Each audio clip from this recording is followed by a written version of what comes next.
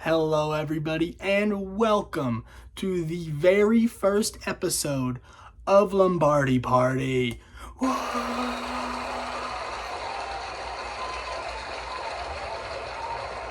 Can you guys believe we already have a live audience on our very first episode?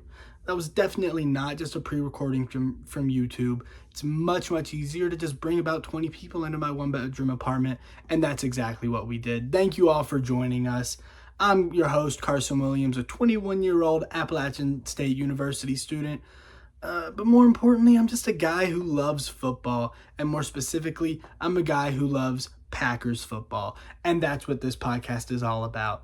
If you're not familiar with the name Lombardi, he is probably the greatest Packers coach that's ever lived, and one of the greatest NFL coaches that's ever lived. So good, in fact, that not only was the Packers Stadium, Lombardi Stadium, named after him, but the Super Bowl Lombardi Trophy was named after him. So what better way to celebrate the Packers than to celebrate Lombardi with a party?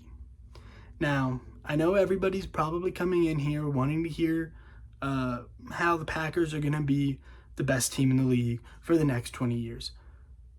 I'm not going to do that.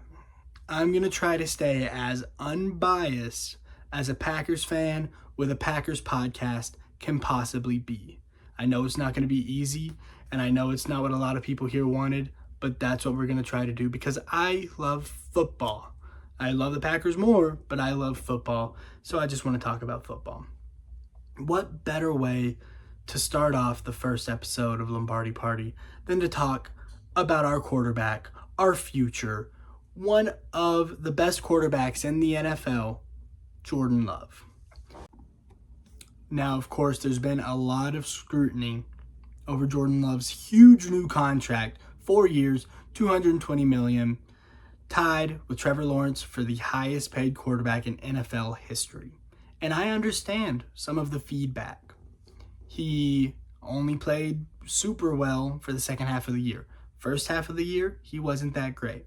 So the sample size is not huge. It's not even big. It's pretty small, especially for the highest paid quarterback in NFL history.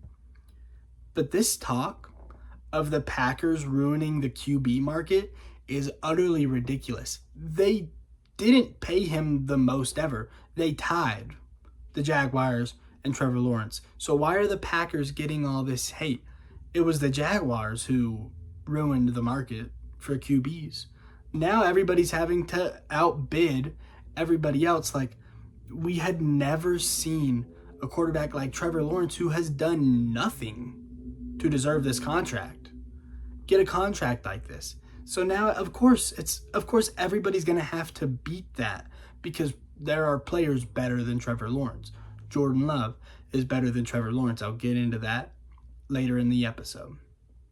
But they had no choice but to pay Jordan Love this. He would have walked after next season. He wasn't going to take less than Trevor Lawrence when he's better, clearly, after 1 year than Trevor Lawrence. It is an overpay. Yes, he did not deserve that much money. He does not deserve to be the highest paid quarterback in NFL history after half a year of greatness and another half of mediocrity. But Jordan Love is the future of this team. It's clear to see. Everybody, the Packers know it. I know it. You guys know it. Everybody watching knows it. So yeah, they had to pay him. Now, I said that Jordan Love was better than Trevor Lawrence, and I think a really good way to let the audience, y'all, know who I am is to give y'all my quarterback rankings. Right now, I have Jordan Love at number 8. He's the 8th best quarterback in the NFL, right under CJ Stroud and right over Dak Prescott. My top 10 goes number 1, Mahomes. Obviously, not going to talk about it because you all know it. Number 2, Josh Allen. I've seen a lot of people have Josh Allen under Lamar, under Joe Burrow, because he throws a lot of interceptions. And yeah, he does throw a lot of interceptions sometimes. He can absolutely break a game with those interceptions. He can lose you the game. But his ceiling is second to no one except Patrick Mahomes. Second to one, Patrick Mahomes. He has one of the best arms that this game has ever seen.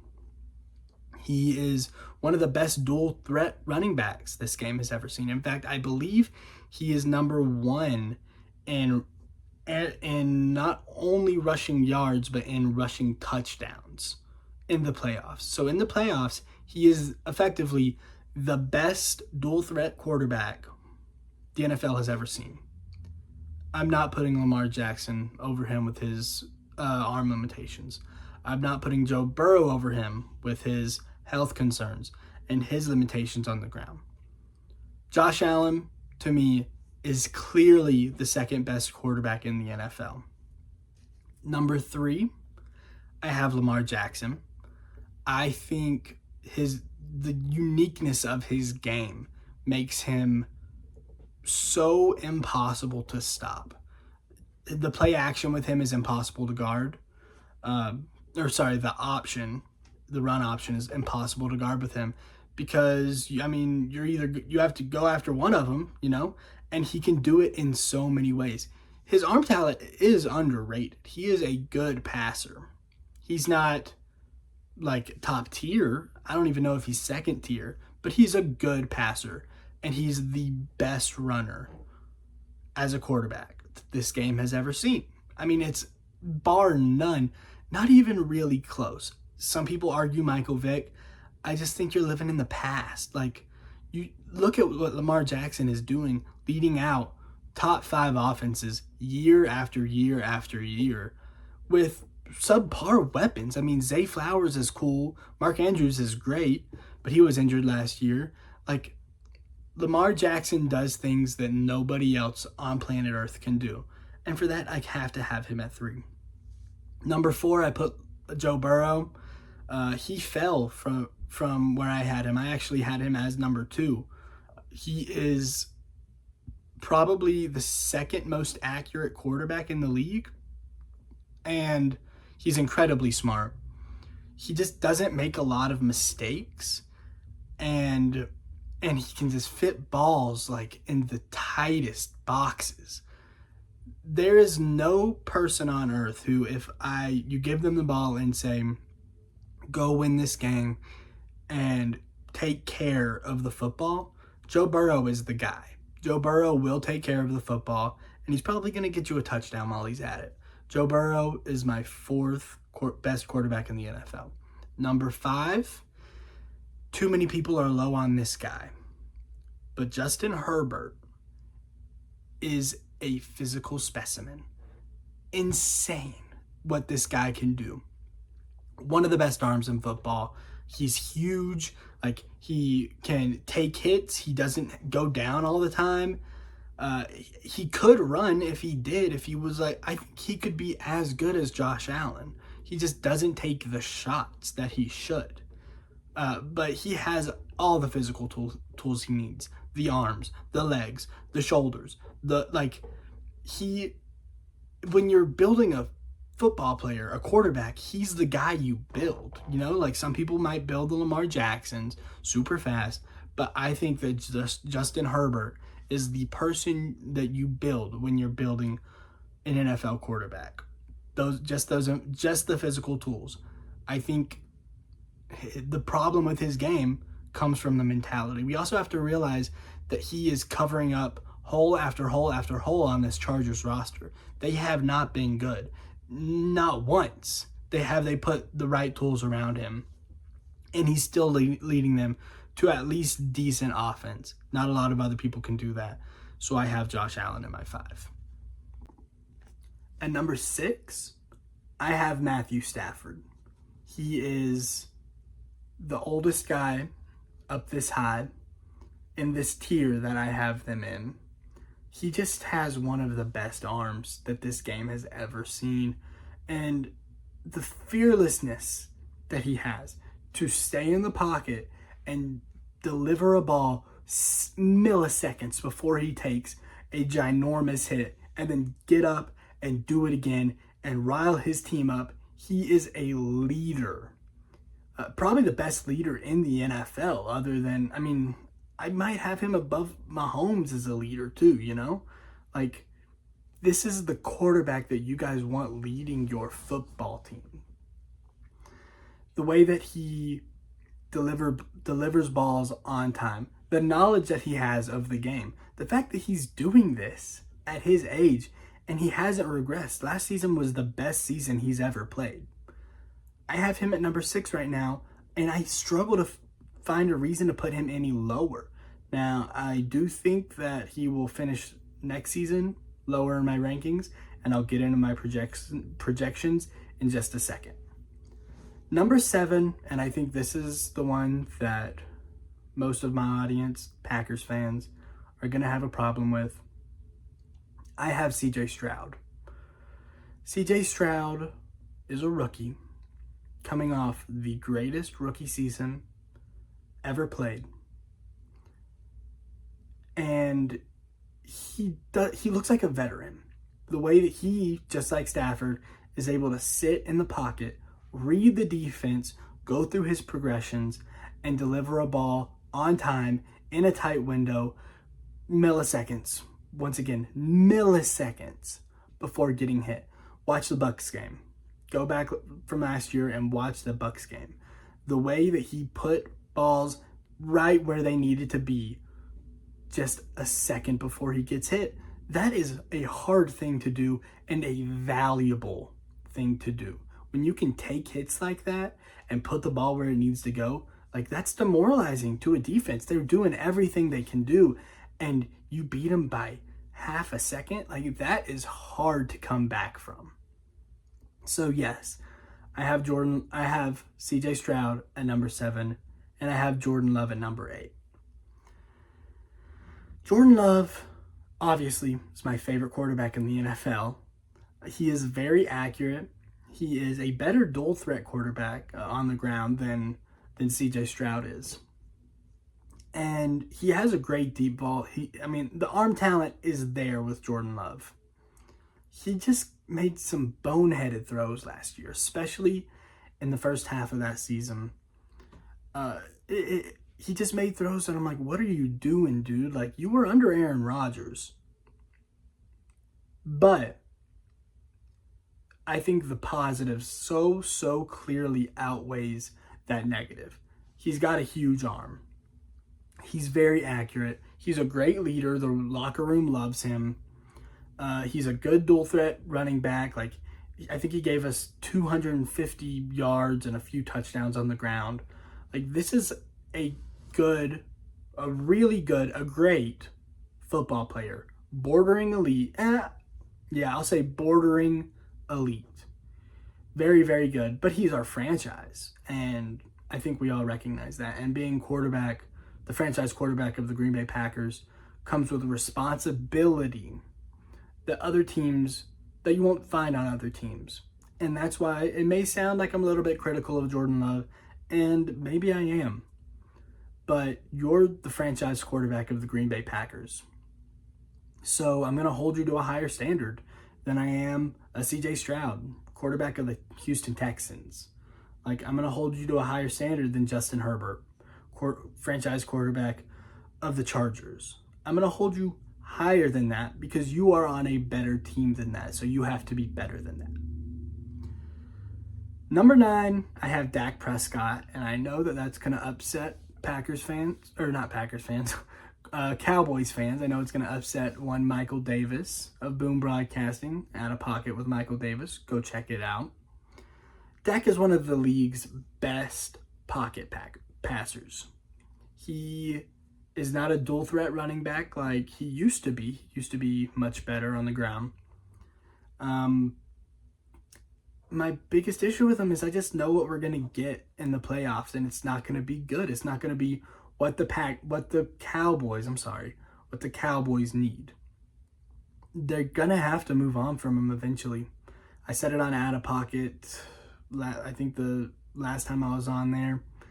He's not the guy. He just can't be the guy. We've seen it in the playoffs. He's had opportunities, and he just can't capitalize. He cannot get it done in the playoffs. And I will reward him for being absolutely incredible in the regular season, especially last year. But if you can't get it done in the playoffs, I can't put you any higher. We've seen it from these other guys. Only one we haven't seen it from is Justin Herbert, but that's because of his team around him. But we've seen Jordan Love in the playoffs. We've seen C.J. Stroud, Matthew Stafford, Joe Burrow, Lamar, Mahomes, Josh Allen. Like, we've seen it from these guys. I can't put you over any of them if you're just going to choke every single time in the playoffs. If you're not going to get it done, I'm not going to reward you anymore. And my number 10, I have former Green Bay Packer Aaron Rodgers. Aaron Rodgers is coming off an incredibly difficult injury. But at the end of the day, he's Aaron Rodgers. He is one of the smartest QBs that's ever lived, one of the most accurate QBs that's ever lived, one of the most talented quarterbacks that has ever played the game of football. I would put him under Mahomes, of course. I would put him under probably Josh Allen. And then after that, I don't know, like, just in terms of pure talent, I think Aaron Rodgers is there. Like, put him up there with Peyton Manning, but Aaron Rodgers is just so incredibly accurate with a huge arm. Yeah, I mean, he's Aaron Rodgers, and until I see him drop off, a meaningful drop off, I'm not going to put him any lower. People will call 2022 a drop off, and it was, but I think he was checked out with that Packers team because the previous 2 years he was MVP. 2021 and 2020, he was an MVP. So we cannot count him out because of this injury. Now, I just want to go over again why I have Jordan Love at number 8. He's obviously not as proven as the top 6. Mahomes, Lamar, Josh Allen, Joe Burrow, Matthew Stafford. The only one he's technically more proven them in terms of playoff experience, playoff games, is Justin Herbert. But Justin Herbert has just shown more. This is a case of sample size. And the margins between like 6, so Matthew Stafford, and 9, so Dak Prescott, are really, really slim. That's what I want Cowboy fans to know. I do think Jordan Love is better than Dak. I don't think it's by a large margin at all. I think it is slivers of a sliver. But I still have Jordan Love over Dak Prescott for the reasons I mentioned. That doesn't mean that I think this is what everything's going to be next year. I have higher expectations for Jordan Love, as I said. I think he's going to jump to the 6th best quarterback in the NFL. Last year, he was the best quarterback in the league for 10 games. That's a good sample size of being the best quarterback in the league. And that's including playoffs, of course, even with that 49ers game. But I just see improvement all over the board for Jordan Love. He will be a better decision maker, which I think was his biggest problem. Throwing interceptions. He had 11 interceptions, which isn't like an insane amount, but could be better, of course. So I think he'll be a better decision maker. He'll still have that arm, of course. And we know that he's built for the big moment. He had 272 yards, 3 touchdowns, 0 interceptions versus the Cowboys. And he still played a good game against the 49ers. Obviously, nowhere near as good. He didn't crack 200 yards and he had 2 interceptions. But go back and watch the game. He still played well against the best defense in the league. So I expect him to jump to number 6. I think he's going to be better than C.J. Stroud with his legs. I think he's going to be better than Matthew Stafford. I think Matthew Stafford is going to have some regression. He's just old. And it's just hard especially when Cooper Kupp has been regressing. Obviously, he wasn't all the way healthy last year, but I still expect some regression from Matthew Stafford with that age. And I think Jordan Love is going to surpass, he's going to surpass C.J. Stroud. if he puts a full season together, playing like he did in the last 10 games of the season, I think he would surpass Justin Herbert. Problem is, I don't see that happening. He played, like I said, he was the best quarterback in the league for 10 games. Played basically flawless. I think to end the regular season, he had, 18 touchdowns to 1 interception. I mean, that's just insanity. I think to end the including the playoffs, it was 23 touchdowns to 3 interceptions. That is really, really hard to replicate. And I think Jordan Love could, but it's kind of unlikely. I do think he's going to get better, like I said, though. I'm going to predict 30 touchdowns. I could see him getting up to 34, 35. I struggle to see him any higher than that, really. Just because we also have to remember, like I've been laying all this out, he's got the youngest receiving core in the league. All first years or second years other than Christian Watson. No, not other than Christian Watson. I don't know why I said that. All first or second years. And it's hard to do that. Like, it's just hard to win when nobody on your team has any experience. And they won anyway. So I expect some improvement from all the receivers. Luke Musgrave has been iffy, I've heard. I think that Jordan Love and he just can't find that connection. But Tucker Kraft, I have been a Tucker Kraft guy from day one. Fearless, punishing. When he put out that tweet, let me see if I can find it real quick. Tucker Kraft tweet.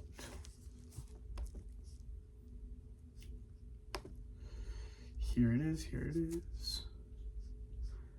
Nope, I was wrong. I can't find it. But either way, like, he's just an incredible football player. Great blocker. Here it is. He says, "I'm comfortable with violence at the line of scrimmage. I want to punish defenders as a blocker. I see the emotions in their face change once I put them on their heels. I can feel their breath leaving. They exhale as I fall on top of him." That is one of the hardest tweets that I have ever read, and it came from the Green Bay Packers quarterbacks, and I cannot be happier about that. Sorry, tight ends. And I cannot be happier about that. That is what you want to see from a blocking tight end. Tucker Kraft, he's also a good receiving tight end, but he's a big blocking tight end, and that is what you want to see from that guy. Makes me feel much more better in the running game. Makes me feel better for Jordan Love. Makes me feel better for Josh Jacobs. I love Tucker Kraft. He's a top 2 favorite player for me with Jordan Love. So I'm very happy to have him on the team. And I expect some real improvement from him as well. Like I said, this is the Green Bay Packers. If you're a tight end for the Green Bay Packers, if you're a quarterback, a running back, a wide receiver, I don't care if you're on the O-line or on the D-line. I don't care where you play. If you're on the Green Bay Packers, the expectations for you are higher than almost anywhere else, and I'm going to hold you to those expectations. I expect you to get there. I expect Tucker Kraft to improve. I expect Jordan Love to improve. I expect Josh Jacobs to play better than he did last year. I expect all of these receivers to improve. I expect to find a new kicker. This is Green Bay. You're playing for the Packers. We don't accept mediocrity. That's just the case. That is just the way it is. And that's why I'm going to go ahead and make a case for Jordan Love to be MVP. Like I said, I expect him to have anywhere in the wheelhouse of 30 to 35 touchdowns. I know 5 touchdowns isn't a lot, so I really shouldn't say that. But I expect him to have 30 touchdowns, give or take. Let's say give or take 33 touchdowns. And I expect him to have 7 interceptions. I expect him to bring that number down from 11, which is why I initially went with 30 touchdowns over 32. Normally, when you're being safer, you're not going to take those shots like he did. He took a lot of shots against the Chiefs. And that throw to Christian Watson, like, that was a shot. That was a difficult throw.